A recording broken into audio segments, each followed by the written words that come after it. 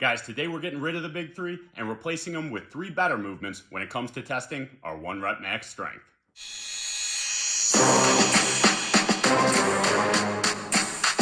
Alright everybody, welcome to the channel. If you're new here, go ahead and click that subscribe button down in the corner. And if you're returning, guys, welcome back. Now guys, most people who are in the gym, they want to know what their maximal strength is. And they want to track it over a period of time so they know whatever they're doing is actually making them stronger. Now, if you're not a competitive powerlifter, you don't need to be doing the squat, bench, and deadlift in that powerlifting form.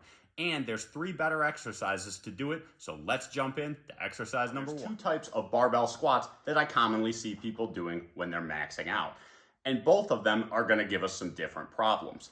Now, the first one we're gonna look at is the powerlifting squat. Now, powerlifting rules say that you have to descend until the crease of your hips is just below parallel. Now, once you do that, you come back up, it's considered a legal squat. But there's a couple of problems with this, besides it just being half the range of motion. Now, one of the problems is in powerlifting squats, low bar squatting a lot of times, if you have a strong back, you can utilize your lower back to assist you. Well, that's really not telling you how strong your lower body is, it's just telling you that you can use your lower back to help you bring a barbell up. On the flip side of that, if your lower back happens to be weak, it's going to become the limiting factor. Your lower back is always going to give out before the strength of your legs does, and you're never going to really know how strong your lower body was. The other issue is tracking. Now, when you're trying to hit a depth of just below parallel, sometimes you might descend a little bit further or a little bit higher, and so it kind of creates a problem of tracking over a period of years. Do we really know that we descended to that exact depth, or was it an inch higher this time? Or was it an inch lower? Did we really get stronger? So it starts to bring those questions into play. The other type of squatting is Olympic style, or ATG. Now that's where you're bringing your butt all the way down and touching your ankles. This is the full and complete range of motion, and guys, if you've seen any of my stuff, you know that I am a huge fan of full and complete range of motion, and that is the type of squat I feel you should always be doing when you are trying to build.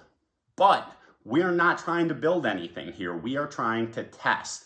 And when you do an ultra deep squat with a barbell, we run into the potential of injury risk, because as we go really deep into that hole, it becomes more and more difficult to brace and really hold that lower back in a neutral position. Now, when we're doing submaximal weights that are much less than our max for repetitions to build muscle, that lighter weight gives us somewhat of a safety net. But under a 1 rep max, if you get into the bottom of a deep squat, all of a sudden you lose that brace, your lower back is going to be in a really dangerous position. So we have to weigh the risk of injury against what we're doing, which is actually just trying to test and track the strength of our lower body. So neither of these squats is actually going to be what we want to do. So what's the movement we're going to replace it with? Guys, that's easy. We're going to replace it with a box squat with either a belt squat machine or with dumbbells if you don't have access to a belt squat machine. Now, this is going to fix all the problems of the barbell squats. Now, number one, we're going to set the box at a height just below parallel. Now, the reason that we're going to do this is injury prevention. Again, guys, we're just testing. So we don't need to go down all the way because that deeper range of motion puts us at a greater risk for injury. The other thing the box is going to fix is tracking, because we know that we're going to set that box at the same height year after year. I can look back and say 5 years ago, I did a 14-inch box squat and I did this, and now I can do this. So I can clearly say that I did the same thing every single time. Now, when you are using a box, the one thing I need to say is you need to make sure that you pause the rep on the bottom. You want to make sure that you're not bouncing off the box, because again, that's going to create a tracking problem.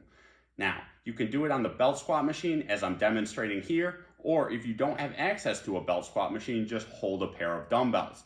Now, if the dumbbells are too heavy for you to hold, which they probably will be, go ahead and use lifting straps. But the advantage of getting the weight off of our back, off of a barbell, reduces the risk of injury, number one, and prevents us from utilizing our lower back, whether to assist us or making it a limiting factor. Exercise number two, bench press. Now, this is all going to come down to form and injury risk.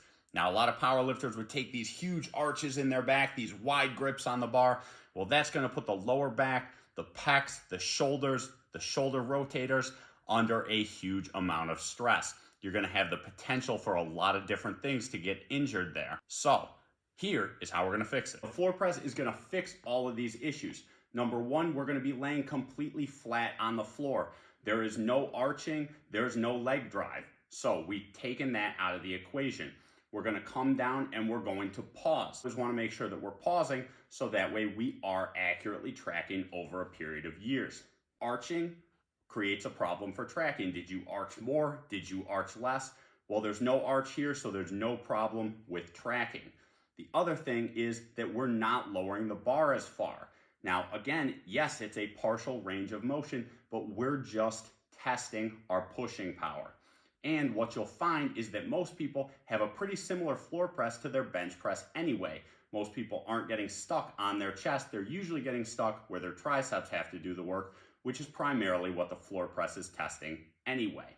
So by not having to get into such a deep range of motion under maximal load, it can really help to reduce the risk of injury, that potential wear and tear on the body, and it can still give us the accurate tracking that we need over time. All right, guys, the final movement we're going to look at here is the deadlift.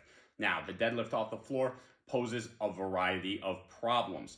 Now, a lot of people simply don't have the mobility to even get into that position. So they end up looking more like that.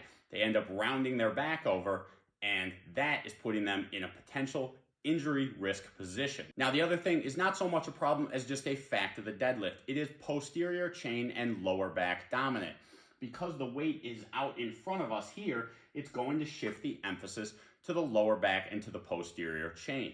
Now, if we're just trying to look for the overall strength of our lower body, and we're not specifically trying to test for the posterior and lower back strength, we can definitely do better. Now, what we can swap out the deadlift for is for the trap bar.